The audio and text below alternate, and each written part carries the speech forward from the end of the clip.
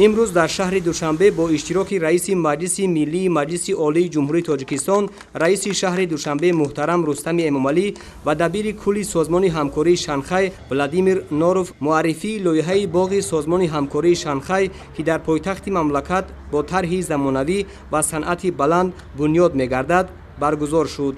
باغ سازمان همکاری شانگهای در جهان اولین انشاءات است که برای دایر کردن چورابین‌های دستجمعانه نمایندگان کشورهای اعضای سازمان، نمایش‌های گوناگون سطحی منطقوی و بین‌المللی، تدبیرهای گوناگون فرهنگی و گذراندن مکالمه‌ها میان کشورهای اعضای سازمان همکاری شانگهای بنیاد می‌گردد. مورد بهره برداری قرار گرفتن آن در آینده میدان مساعد تبادل تجربه و گفت‌وشنودها را فراهم خواهد ساخت. تاکید گردید که لایحه و طرح انشاءات مذکور از جانب اساسگزار صلح و وحدت ملی، پیشوای ملت، پرزیدنت جمهوری تاجیکستان محترم امامعلی رحمان انتخاب گردیده برای بنیاد سریوقتی آن بهترین متخصصان جلب خواهند شد. باغ سازمان همکاری شانگهای از دو آشیانه عبارت خواهد بود و در آن برای هر یک کشور اعضا گوشه‌های علاهیده تشکیل کرده می شود. طبق لایحه در باغ گوشه‌های فرهنگی نمونه رسم و آیین و سنت‌های دولت‌های اعضای سازمان همکاری شانگهای جای داده می شود. طور ضمن معرفی لایحه مذکور ابراز گردید بنیاد باغ سازمان همکاری شانگهای در شهر دوشنبه در آینده امکانیت فراهم می‌آورد که ساکنان و مهمانان پایتخت با فرهنگ و عنعنه‌های کشورهای گوناگون شناسایی پیدا نمایند. باغ سازمان همکاری شانگهای همچنین برای رشد مناسبت‌های گومانیتری و فرهنگی کشورهای اعضای سازمان با نفوذ مساعدت خواهد کرد. مورد به تاکید است که آغاز کارهای ساختمانی در باغ سازمان همکاری شانگهای در روزهای تجلیل 20مین سالگرد تأسیسیابی سازمان همکاری شانگهای و به دوره ریاست جمهوری تاجیکستان در این سازمان راست آمد.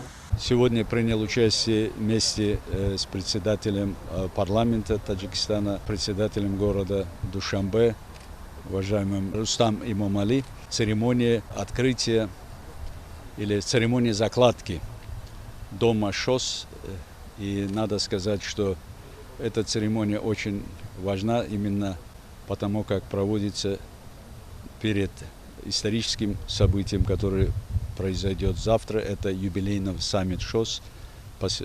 Именно за 20 лет нашей деятельности нашей организации ШОС превратилась в очень авторитетную, влиятельную организацию в мире.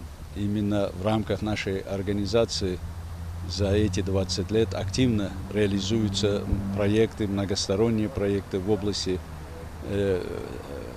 безопасности, обеспечения безопасности, торгово-экономической и культурно-гуманитарного сотрудничества.